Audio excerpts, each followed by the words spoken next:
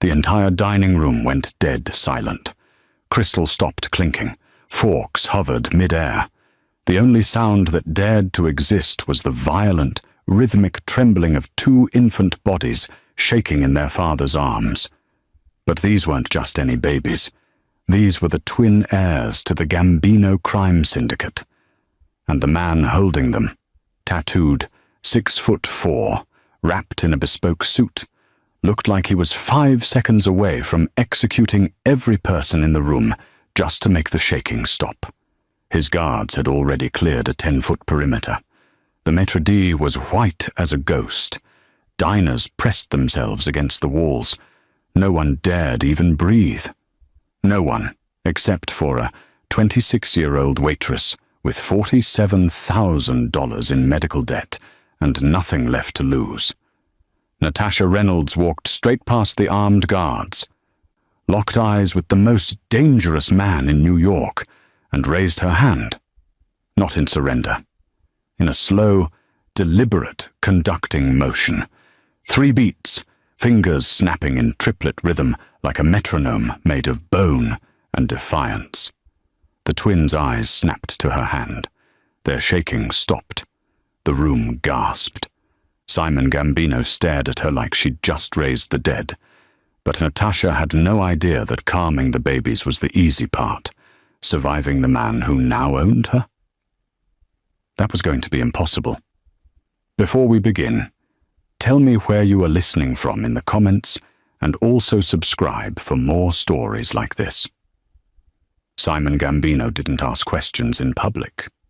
So when he slid a black American Express card across the white tablecloth and told the trembling manager to close the restaurant immediately, it wasn't a request.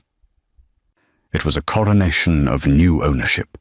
Within 8 minutes, every diner had been ushered out with profuse apologies and complimentary vouchers they'd never use. The kitchen staff evaporated like smoke. Even the guards retreated to the perimeter, though Natasha could feel their eyes on her through the frosted glass, like wolves watching a rabbit that had wandered too close to the den. Now it was just her, the man who could make people disappear, and 2 sleeping infants who had finally stopped shaking.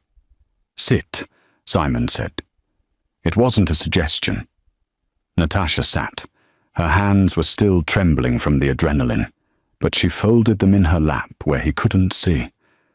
She'd worked at Crestwood House long enough to recognize power when it walked through the door, but she'd never been this close to it.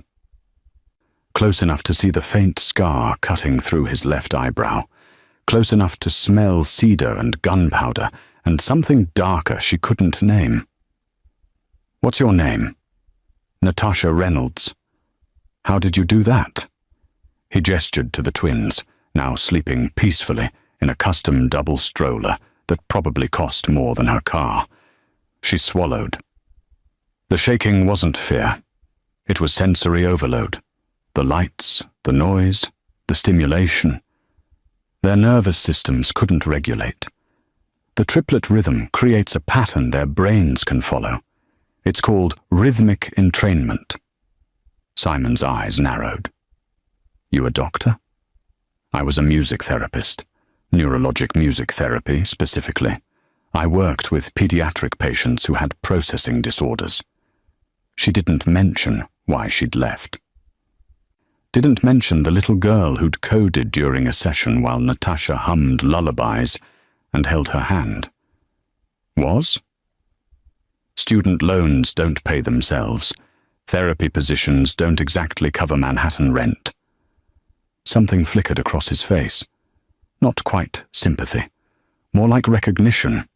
Like he understood what it meant to be buried by circumstances beyond your control. He leaned back, and Natasha noticed for the first time that he hadn't let go of the stroller handle. Even sitting, even interrogating her, his hand stayed connected to his son's. Their mother died 3 months ago. Overdose. The doctor said the babies were born dependent. They've been like this since. He stopped himself, jaw tightening. No one's been able to calm them. Not the nannies, not the specialists, No one. They need consistency, Natasha said quietly. Routine. A caregiver who understands that their bodies are constantly fighting invisible battles. It's not about stopping the shaking. It's about teaching them they're safe. Simon studied her for a long moment. Then he pulled out his phone, typed something, and slid it across the table. Natasha looked down at the screen. It was a contract. A salary number stared back at her. $250,000. Annual. Plus housing. Plus benefits. Her throat went dry.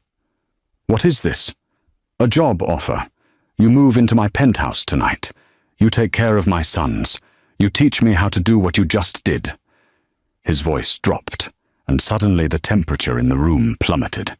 And you don't ask questions about anything else you see or hear. Understood? Every rational cell in her body screamed to run. This man was dangerous. His world was dangerous. She'd be walking into a gilded cage with a predator who smiled with too many teeth. But then, she thought about the eviction notice taped to her apartment door. The collection agency calls she'd stopped answering. The way her hands shook every time she walked past the pediatric wing at Mount Sinai because she couldn't afford to finish her clinical hours. She thought about those two babies, trembling in the arms of a man who would kill for them, but didn't know how to soothe them. "I'll need access to a piano," she said. Simon's mouth curved into something that might have been a smile if it had reached his eyes. "Done. And I'm not a prisoner. If I stay, it's because I choose to, not because you own me." The smile sharpened into a blade. "We'll see about that." He stood, extending his hand. Natasha took it. His grip was warm, calloused, and absolutely unbreakable. "Welcome to the family, Miss Reynolds," Simon said. "My driver will take you to pack. You have 2 hours." She'd just shaken hands with the devil, and God help her. She was grateful for it. The penthouse occupied the entire 53rd floor of a building that didn't officially exist on any map. Natasha knew this because she'd tried to look it up during the car ride, and every search came back empty. Just a blank space in the skyline where steel and glass and secrets lived. The elevator required a fingerprint, a key card, and a 6-digit code. When the doors finally opened, Natasha stepped into a world that smelled like leather and money and something metallic she tried not to think about. Floor-to-ceiling windows overlooked Manhattan like a kingdom awaiting orders. The furniture was all sharp angles and dark wood, art on the walls that was probably stolen from museums, and not a single photograph anywhere. It was beautiful in the way a mausoleum was beautiful, cold, untouchable, built to intimidate. "The nursery's this way," Simon said, leading her down a hallway lined with doors she suspected she'd never be allowed to open. He stopped at the last door on the right and pushed it open. Natasha's stomach dropped. The room was a bunker. That was the only word for it. Bulletproof glass windows, reinforced steel door with a deadbolt that belonged on a bank vault, and walls painted in clinical white that reminded her of hospitals and autopsies. 2 cribs sat in the center like afterthoughts, bare except for thin mattresses and monitoring equipment that blinked red and green in the darkness. No mobiles. No color. No warmth. "This is where you're keeping them." Her voice came out sharper than she intended. Simon's expression hardened. "This is where they're safe. This is where they're terrified." She stepped inside, running her hand along the cold wall. "Look at this place. It's a cell. You've built them a prison, and you're wondering why they can't stop shaking. Watch your mouth." His tone could have cut glass. "Or what? You'll fire me. Go ahead." She spun to face him, adrenaline overriding every survival instinct she had. "You hired me to help them, so let me help them. This room is sensory deprivation. They need texture, color, sound. They need protection. Simon moved closer, and suddenly the space between them felt like a live wire. There are people who would gut them just to send me a message. That glass is 3 inches thick. That door can withstand an RPG. This room keeps them alive. And miserable. Natasha held her ground, even though her heart was trying to punch through her ribs. You can have security and humanity at the same time, unless you want them to grow up thinking the world is a white box with cameras. Something flickered in his eyes. Anger, maybe. Or recognition. Then he reached for his hip. Natasha's breath stopped as he pulled out a Glock 19, black and efficient, and started to set it on the changing table next to a stack of diapers. Absolutely not. She moved before thinking, putting herself between him and the table. Simon froze. "Excuse me? You do not unholster a weapon within 10 feet of those cribs, ever. I don't care if the building's on fire." His jaw tightened. For 3 seconds that felt like 3 hours. Neither of them moved. The air pressure in the room changed. Natasha could feel the barely leashed violence in him, the part that had built an empire on fear and broken bones. "You're in my house," he said quietly, too quietly, giving me orders. "I'm doing my job."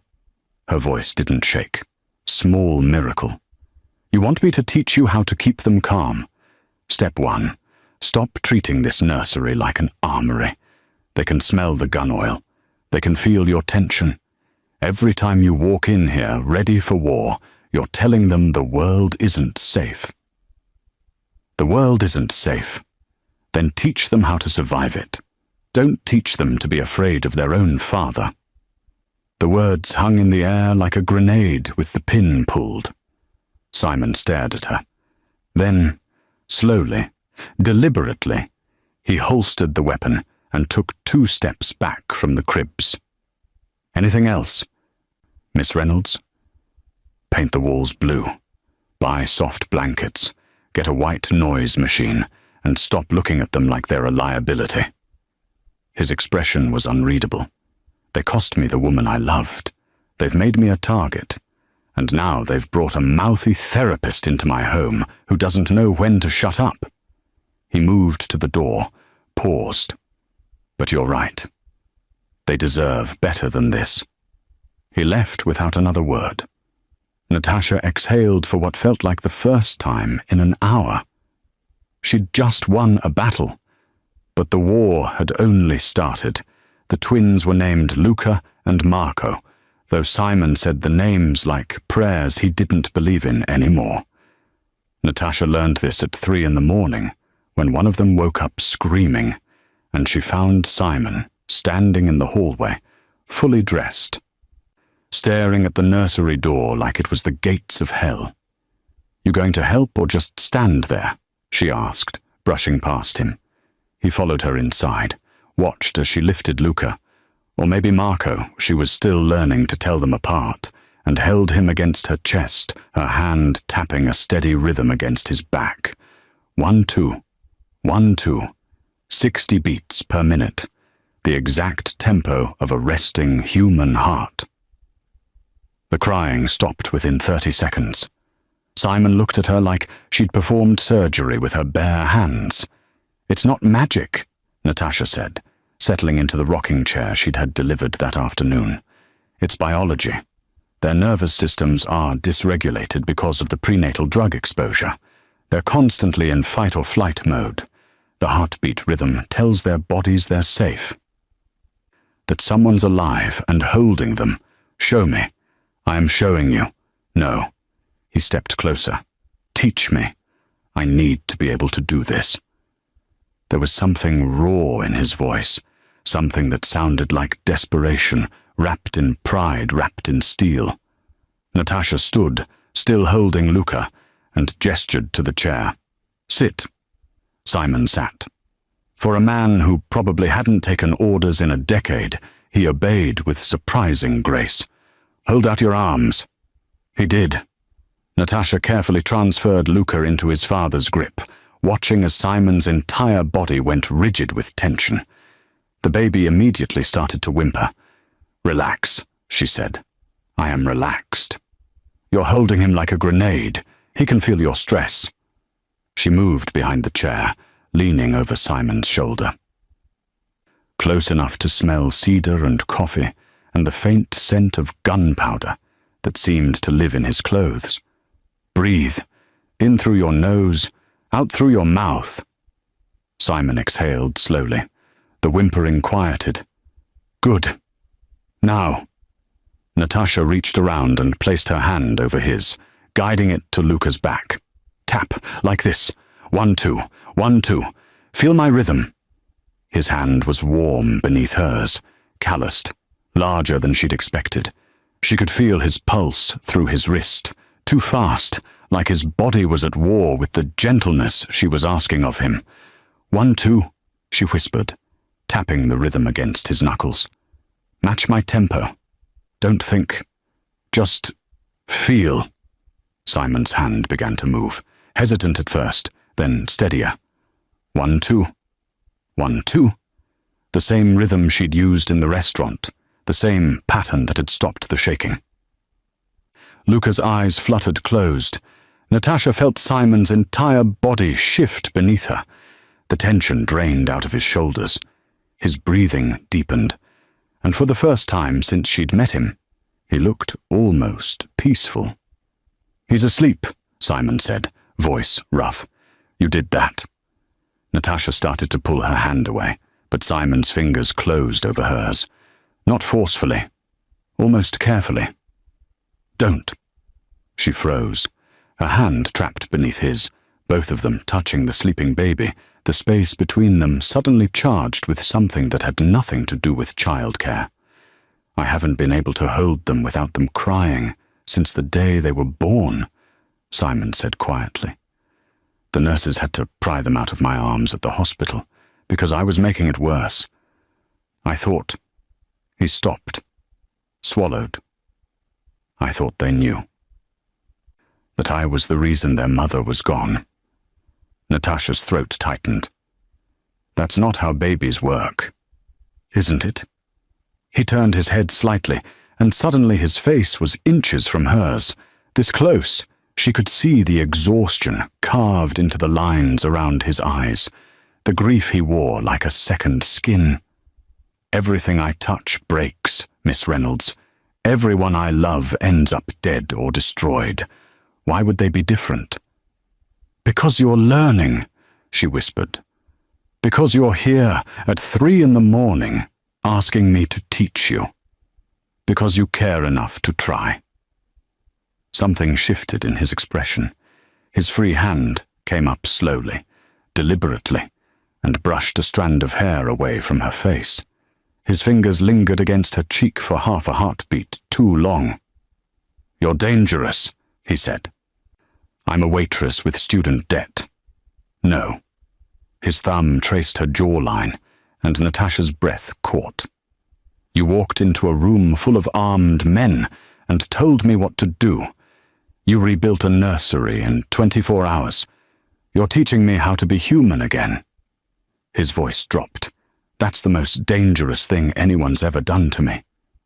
Natasha should have stepped back, should have reminded him about professional boundaries and the fact that he was a crime lord and she was only here for the babies. Instead, she stayed perfectly still, her hand beneath his, the sleeping infant between them like a heartbeat made flesh. 1, 2, she whispered. Simon smiled, actually smiled. 1, 2. The metronome kept ticking. Natasha had learned the penthouse's rhythms quickly. Simon left at dawn and returned at unpredictable hours. The guards changed shifts at 6 and midnight. The chef arrived at 8, and somewhere around 2 in the morning, the entire 53rd floor fell into a silence so complete she could hear her own heartbeat. That's when she usually raided the kitchen. Tonight was no different. Luca had drained his bottle and was already fussing for more. So she slipped out of the nursery in her sleep shirt and bare feet, padding down the hallway like a ghost. The kitchen was at the far end of the penthouse, past Simon's office, past the library she wasn't supposed to enter, past doors that stayed locked even during the day. She was halfway there when she heard voices, low, urgent, coming from behind a door that was cracked open just enough to leak light into the hallway. Natasha froze. Every instinct screamed at her to turn around. Go back to the nursery, pretend she'd heard nothing. But the voices were talking about the babies. She pressed herself against the wall and inched closer. Weakness in the nursery, a man was saying. Not Simon. Someone else. The voice was sharp, efficient, American accented, but with something harder underneath. 2 infants, no security protocols, just a girl with a music degree playing mother. Simon's not stupid. A second voice, deeper, cold as a meat locker. He'll have measures in place. Simon's distracted. The babies have made him soft. He's delegating territory decisions to his underbosses, missing collections meetings, turning down contracts because he doesn't want to be away overnight. The first man laughed, bitter. The old man would have drowned them the day they were born.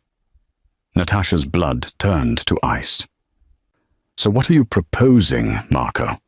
Marco. The name detonated in her brain like a shaped charge. She'd met him once, briefly, the day after she'd arrived. Simon's right hand, his capo, a man built like a bulldozer, with eyes that assessed everything and revealed nothing. He'd looked at her the way someone might look at a stray dog that had wandered into a business meeting.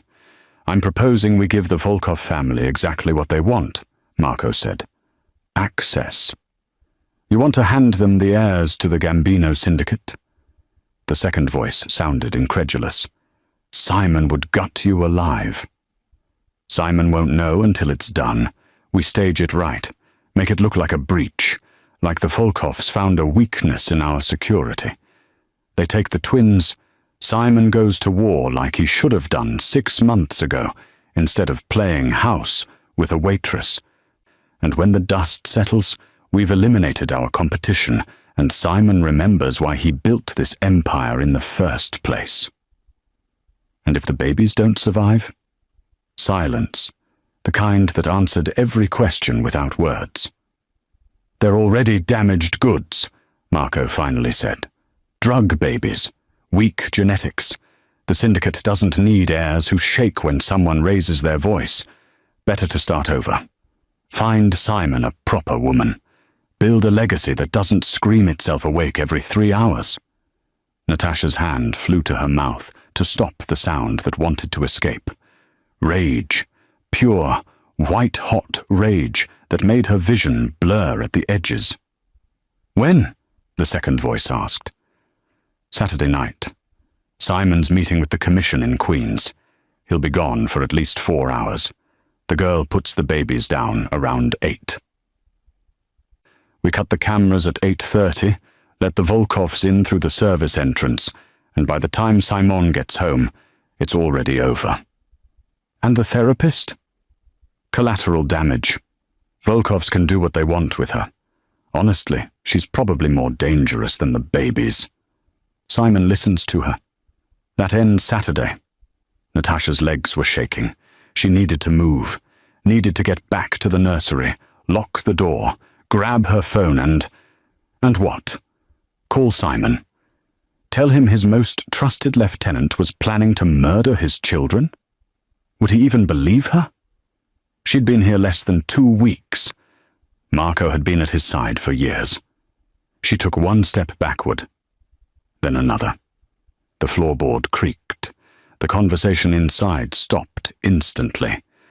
Did you hear that? Natasha ran. Didn't think, didn't plan, just turned and sprinted down the hallway on silent feet, her heart hammering so hard she thought her ribs would crack. She made it to the nursery, slipped inside, and locked the deadbolt with trembling hands. Both twins were asleep in their cribs, innocent, unaware that their own family had just signed their death warrants. Natasha leaned against the door, gasping for air, her mind racing through options that all ended badly. Saturday. She had 3 days to figure out how to stop a murder, and she couldn't tell a soul. Natasha waited until morning, rehearsed the words 100 times while she fed the twins, changed them, walked circles around the nursery like a caged animal planning escape routes. By the time Simon returned from wherever he'd been, she'd learned not to ask. She'd built a script that sounded rational, credible, something that wouldn't make her sound insane. She found him in his office, tie loosened, tumbler of whiskey already half empty, even though it wasn't yet noon. "We need to talk." He looked up from the paperwork spread across his desk. Something in her voice made him set down his pen. "What's wrong?" "Last night I went to get milk for Luca, and I heard—" She stopped, started again. "Someone in this house is planning to hurt the twins." The temperature in the room dropped 10 degrees. "Who?" "Marco." The name tasted like poison. He was talking to someone about staging a breach, letting the Volkov family take the babies. He said you'd been distracted, that the twins made you weak, that— "Stop." Simon stood slowly, dangerously. "You're accusing my capo of treason." "I know how it sounds, but I heard him. Saturday night. When you're meeting with the commission, they're planning to— Marco has been with me for 12 years. His voice could have cut steel. He's saved my life, killed for me, bled for me. You've been here 2 weeks and you're telling me he's plotting against my children?" "Yes." Natasha stepped closer to the desk, desperate. "I know you trust him, but I heard what I heard. We need to move the twins somewhere safe. We need to—" The door opened behind her. Marco walked in like he owned the room, which, given the look on Simon's face, maybe he did. He was carrying something small and plastic, a Ziploc bag. "Boss, we have a problem." He didn't even glance at Natasha. "Found this in Miss Reynolds's room during the routine security sweep." He set the bag on Simon's desk. Natasha's stomach plummeted. Inside were pills, blue, white, unmistakable. "That's not mine." Her voice came out strangled. "Oxycodone," Marco said flatly. 30 milligrams. Found it in her nightstand, hidden under some books. Now he looked at her, and his eyes were empty.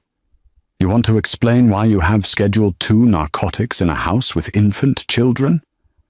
"I don't. Those aren't—" Natasha turned to Simon, panic clawing up her throat. He planted them. "This is what I was trying to tell you. He's framing me so you won't believe—" "Stop talking." Simon's voice was arctic. He picked up the bag, held it to the light. "These are pharmaceutical grade. Where did you get them?" "I didn't."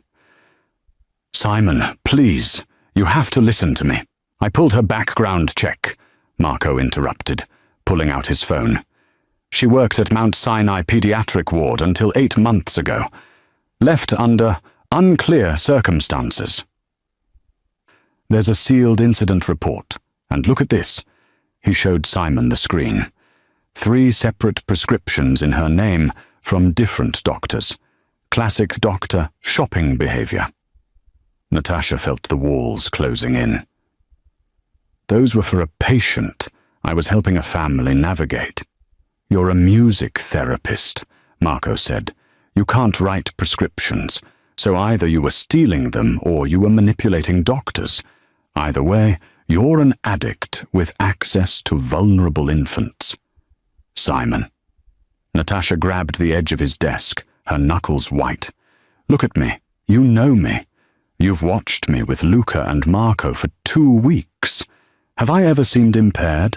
Ever missed a feeding? Ever put them in danger?" Something flickered in Simon's eyes. Doubt, or maybe just the dying ember of trust.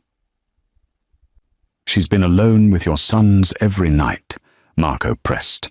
What if she nods off during a feeding? What if she's too high to hear them crying? Boss, this is exactly the kind of liability we can't afford. Simon's jaw worked. His hand tightened around the bag of pills until the plastic crinkled. When he finally spoke, his voice was empty. Marco, escort Miss Reynolds to her room. Lock the door from the outside. No, Natasha's voice cracked. Simon, please, it's for your safety. He still wouldn't look at her. Until I figure out what the hell is going on, you stay in your room. Someone else will care for the twins. They need me. They need someone who isn't a security risk. Finally, his eyes met hers, and what she saw there was worse than anger.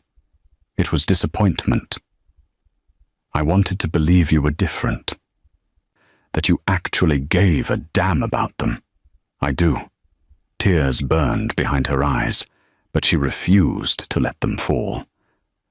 And Saturday night, when Marco lets those men in and your sons disappear, you're going to remember this conversation. Marco's hand closed around her arm like a vice. Let's go, Miss Reynolds. She didn't fight, didn't scream. Let herself be marched down the hallway to her room like a prisoner, because what was the point? Simon had made his choice. 12 years of loyalty versus 2 weeks of miracles. The door locked behind her with a sound like a coffin closing. Natasha sat on the bed, staring at her hands, and started planning how to save 2 babies from inside a locked room. She had 48 hours. The screaming started at midnight. Natasha heard it through 2 walls and a locked door, the raw, desperate wails of infants whose nervous systems were tearing themselves apart. She pressed her hands against the door, every muscle in her body screaming to get to them, but the deadbolt held firm. Let me out! She pounded until her palms bruised. They need me. No one came. The crying escalated. Not just fussy baby crying. The kind of screaming that meant pain, that meant their bodies were failing them, that meant whoever was trying to calm them had no idea what they were doing. Natasha sank to the floor, forcing herself to breathe through the panic. Think. What would cause them to regress this badly? She'd been locked up for 16 hours. They'd had bottles, been changed, should have been fine with basic care, unless the person caring for them was radiating stress like a nuclear reactor, unless that person was Simon.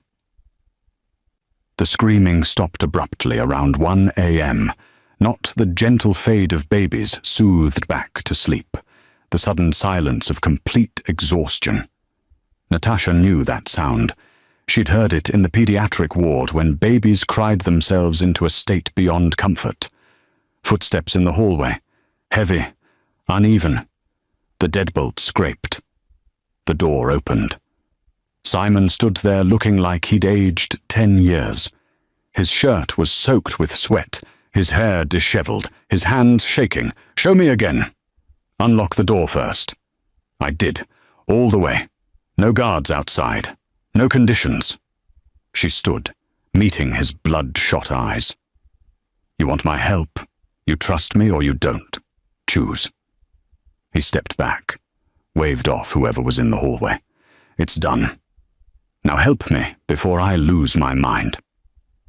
Natasha pushed past him and ran to the nursery. Both twins were in their cribs. Faces red and blotchy, bodies limp with exhaustion, still trembling, still caught in that horrible feedback loop where their nervous systems couldn't find equilibrium.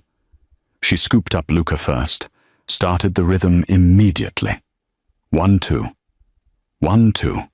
He latched onto it within seconds, his breathing synchronizing with her heartbeat. How are you doing that? Simon's voice cracked. I tried. I did exactly what you showed me. The tapping, the rhythm, everything. They just screamed harder. Because you're terrified. Natasha reached for Marco, the baby, not the traitor, and positioned him against her other shoulder, maintaining the dual rhythm. They can feel your fear, your anger. It feeds their dysregulation. I'm not angry. You're furious.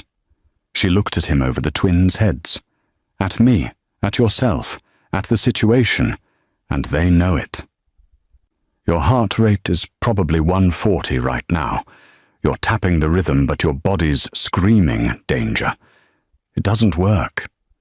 Simon slumped against the wall, dragging a hand down his face. Marco said you were high, that you were a liability. I watched him pull those pills out of your nightstand myself. Did you watch him find them? Or did he just walk in already holding the bag? Silence. Simon, when have you ever seen me impaired? When have I ever given you reason to think I'd endanger them?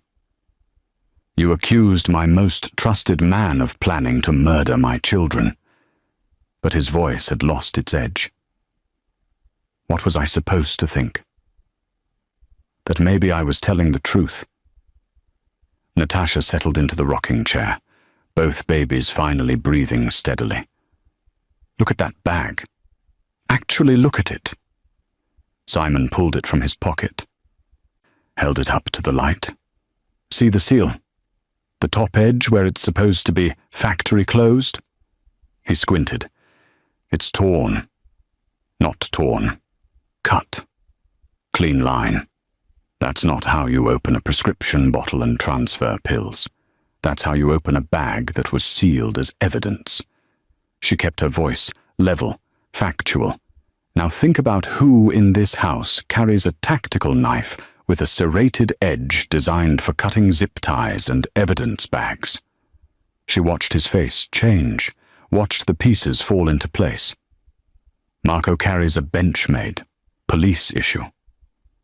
The same knife that left that cut pattern.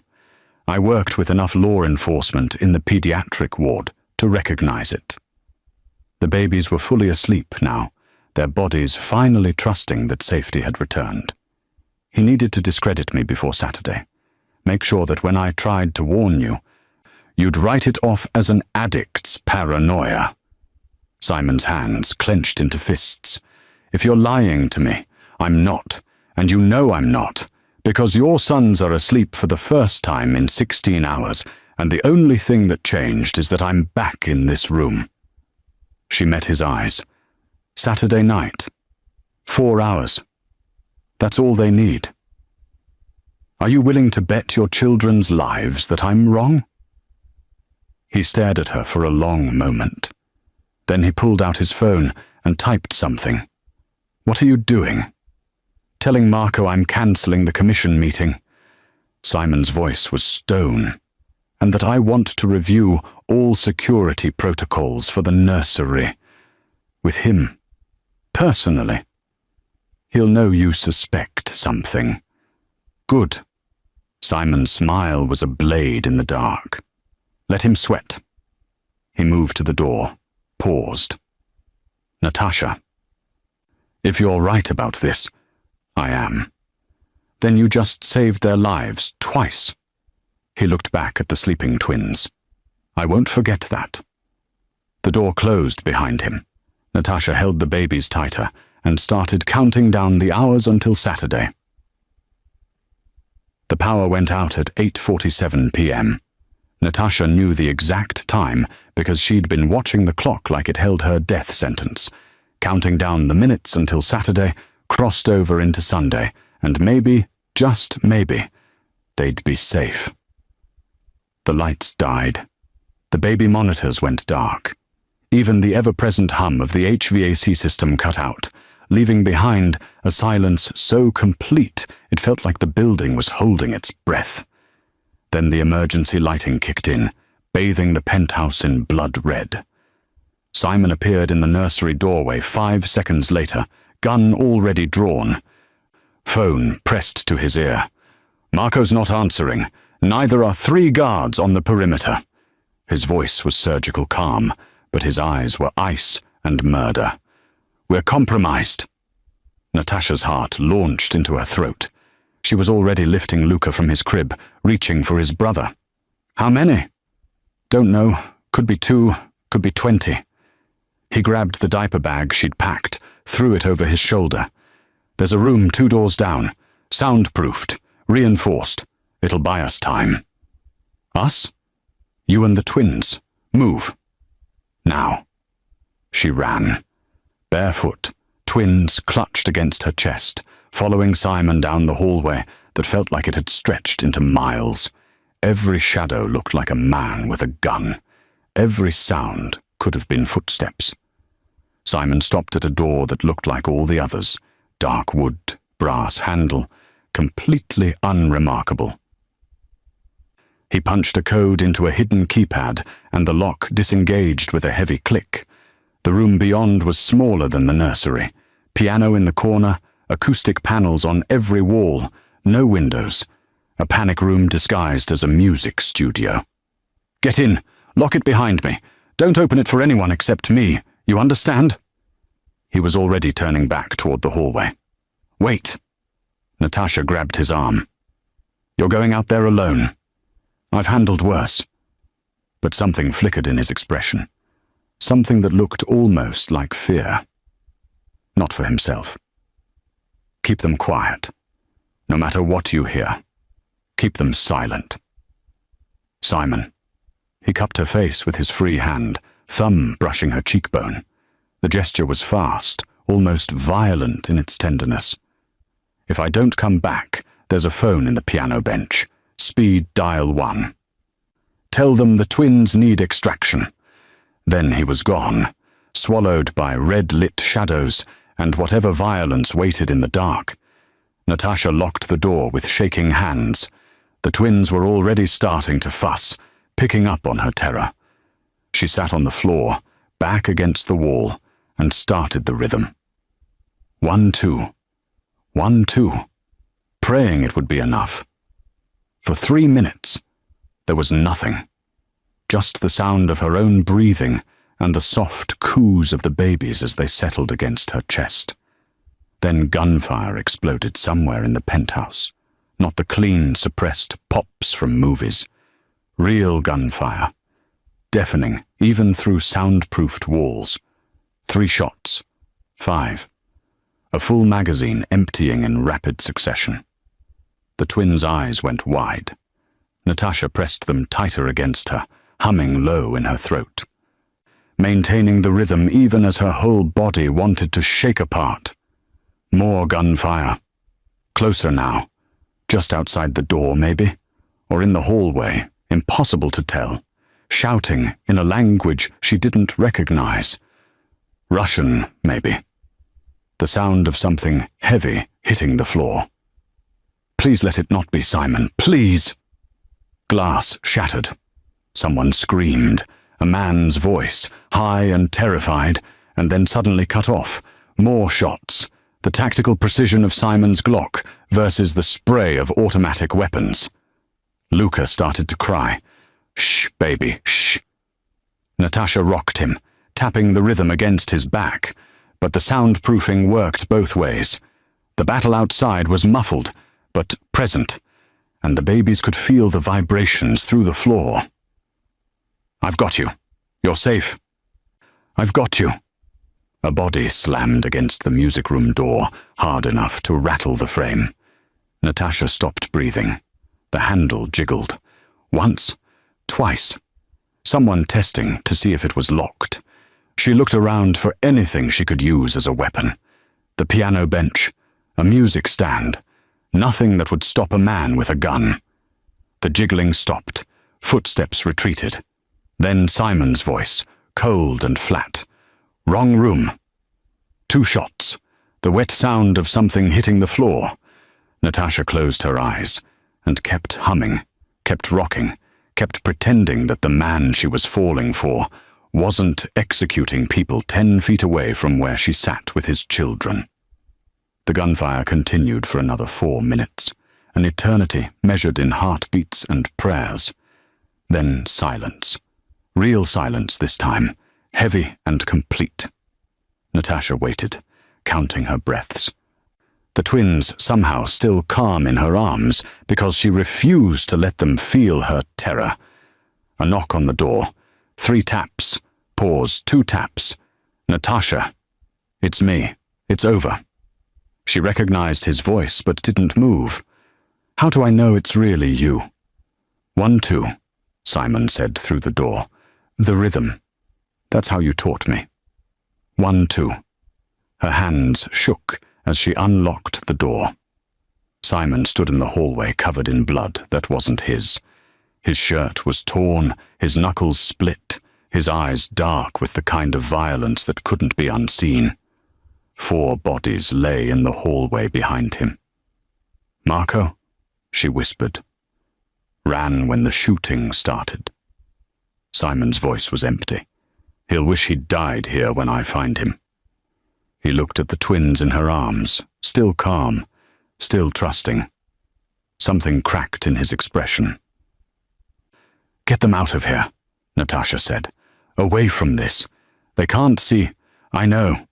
He reached for Luca, and despite everything, despite the blood and death, his hands were gentle.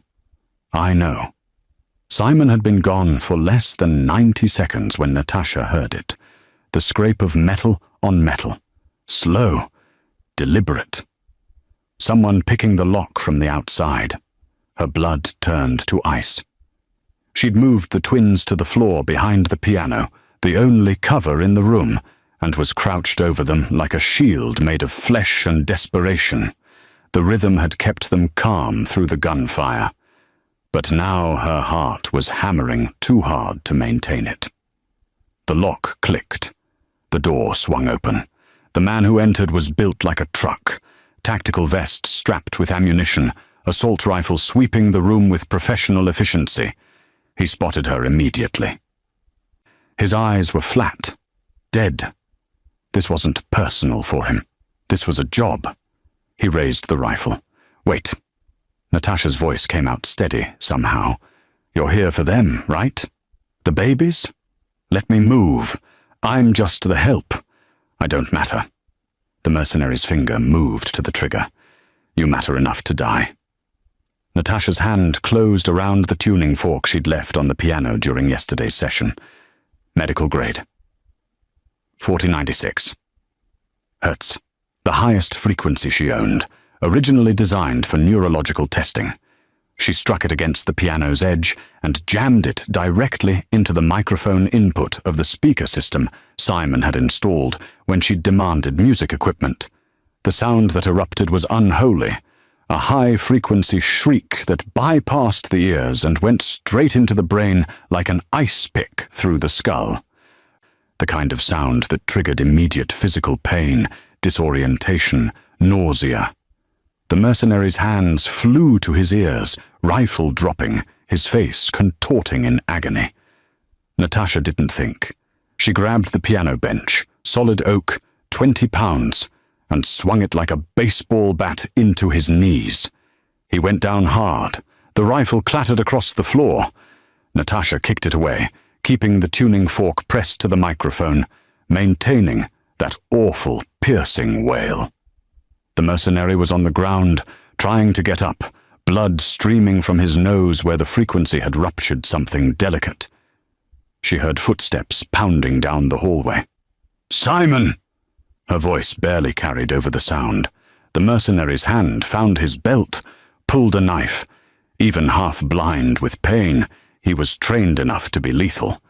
He lunged. Natasha twisted away, but not fast enough. The blade caught her shoulder, a line of fire that made her vision white out for a second. She fell backward, the tuning fork finally separating from the microphone. The terrible sound stopped. The mercenary rose, knife raised, and then Simon was there. He came through the door like a force of nature. No hesitation, no mercy. Grabbed the mercenary's knife hand mid-swing and twisted until something snapped. The man screamed. Simon's other hand closed around his throat and slammed him into the wall so hard the acoustic panels cracked. "You touched her." Simon's voice was a whisper. Somehow that was more terrifying than shouting. "You made her bleed." "Simon, don't—" Natasha started, but the words died as she watched his face. There was nothing human in it, just cold, precise rage. The mercenary tried to fight, threw a punch that Simon absorbed without flinching, tried to knee him in the groin. Simon caught his leg and used it as leverage to drive him into the floor. The sound of the impact was sickening. Simon hit him. Once, twice.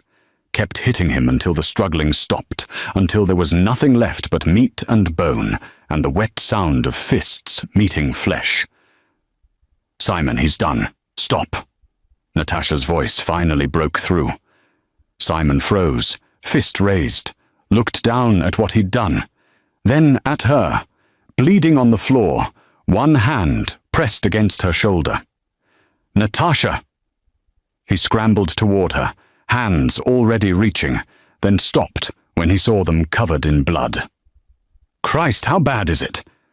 "Shallow. Hurts like hell, but I'll live." She was already checking the twins, who were somehow still calm behind the piano. The tuning fork frequency hadn't affected them, too high for their developing auditory range. Small miracles. Are there more? No, that was the last one. Simon pulled off his shirt, pressed it against her wound. His hands were shaking. "You used the speakers as a weapon.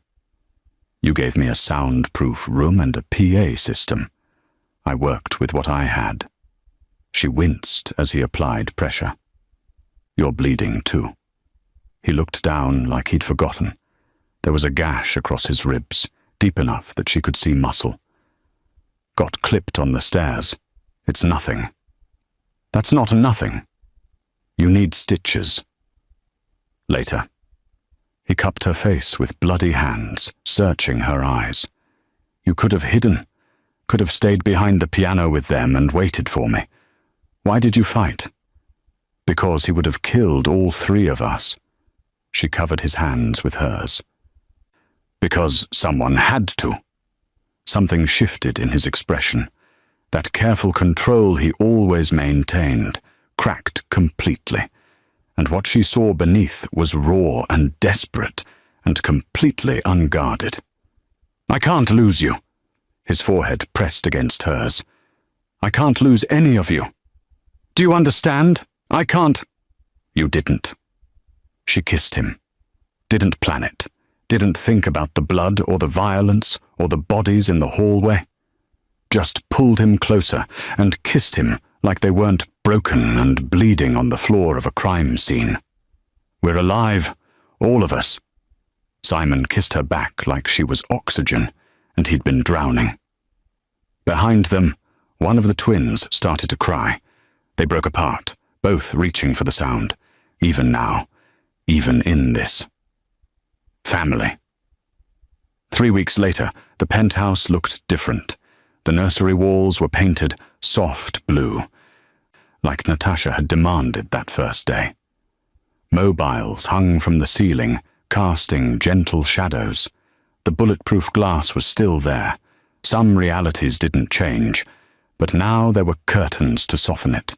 Texture, color, life. The rest of the penthouse had changed too, in ways harder to quantify. The doors stayed open more. Light came in. Simon smiled occasionally, and when he did, it reached his eyes. Marco's body had been found in the East River 2 days after the siege. Simon hadn't said a word about it, and Natasha hadn't asked. Some questions had answers that didn't need speaking. Now she sat in the music room, her music room, Simon had started calling it, playing Debussy while the twins did tummy time on a blanket nearby. They were getting stronger. The shaking had decreased to occasional tremors, usually only when they were overtired. They tracked movement better, smiled more. Luca had laughed for the first time yesterday, and Simon had looked at him like he'd witnessed a miracle. The piano was mid-phrase when she sensed him in the doorway. She'd learned to feel his presence, the way the air pressure changed when he entered a room. "Don't stop," Simon said. "I like listening." She continued playing, watching him in her peripheral vision as he moved to the blanket and lowered himself down beside his sons. He'd healed quickly from the knife wound. Apparently getting stabbed was an occupational hazard he'd learned to recover from efficiently. The only evidence now was a new scar across his ribs to match all the others. He picked up Marco, the baby, who Natasha had started calling Little Marco to avoid the mental association with the traitor, and held him against his chest. 1-2. 1-2. The rhythm had become second nature to him now. "I have something for you," Simon said when the piece ended. Natasha turned on the bench. "If it's another obscenely expensive piece of equipment, I already have everything I need." "It's not equipment." He shifted little Marco to one arm and pulled something from his pocket. The contract. The same one he'd slid across the table at Crestwood House a lifetime ago. "I'm terminating your employment." Her heart stopped. "What?" "You're fired, Miss Reynolds." He held the paper up and tore it cleanly in half, then quarters. Let the pieces fall like snow. "Effective immediately." "Simon, I don't understand. The contract was wrong from the beginning."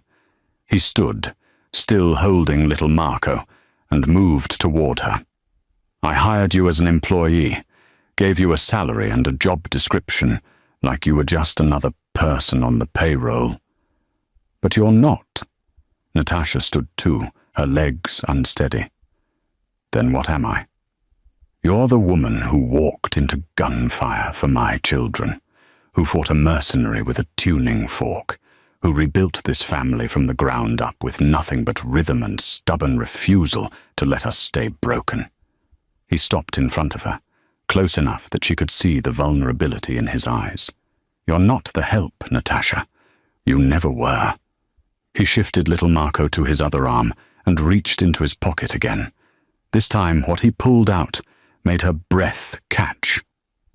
A ring. Simple platinum band with a single diamond. Nothing ostentatious. Perfect. "I'm asking you to stay," Simon said quietly. "Not as an employee, not as hired help, as my partner, as their mother, as the matriarch of this family." His voice roughened. "As my wife." Natasha's vision blurred. "You're proposing to me?" "I'm telling you I can't do this without you, that I don't want to, that these boys need you and I—" He stopped, started again. "I love you. I don't know when it happened. Maybe when you yelled at me about the gun in the nursery. Maybe when you taught me how to hold them without them crying. Maybe when you stood between them and a man with a rifle." He took her hand. "But I know I love you, and I'm asking you to choose this. Choose us." The twins chose that moment to make identical cooing sounds from the blanket, like they were voting. Natasha laughed through tears. "That's not fair. You're using the babies as props." "I'm using every advantage I have." Simon's thumb traced her ring finger. "Is it working?" She looked at him. This man who had been a stranger, holding screaming infants in a restaurant, who had become someone she couldn't imagine her life without, who had learned gentleness for his sons and opened his fortress for her, who had killed to protect them and would kill again without hesitation. She looked at the twins, Luca and little Marco, who had stopped shaking when she held them, who smiled when she sang, who were becoming whole despite the trauma they'd been born into. She looked at the ring, simple and perfect, and thought about the woman she'd been 2 months ago. Broke, alone, running from debt and grief and the ghost of a little girl she couldn't save. That woman had walked into Crestwood House expecting another shift serving rich people who didn't see her. This woman was being offered a family. "Yes." The word came out steadier than she expected. "Yes, I'll stay." Simon slid the ring onto her finger, and then he was kissing her. Little Marco squeezed safely between them, the baby making protesting sounds that might have been annoyance or approval. When they finally broke apart, Luca had rolled himself over on the blanket and was staring up at them with wide eyes. "Show off," Simon muttered, but he was smiling as he scooped him up too, both twins in his tattooed arms, sleeping against his chest, trusting him completely. Natasha leaned against his shoulder, studying the ring on her finger, and thought about rhythm. How everything in life came down to finding the right tempo. The right pattern, the space between beats where healing happened. 1-2, she whispered. Simon kissed the top of her head. 1-2. The metronome kept ticking, and for the first time in longer than she could remember, Natasha felt like she was home.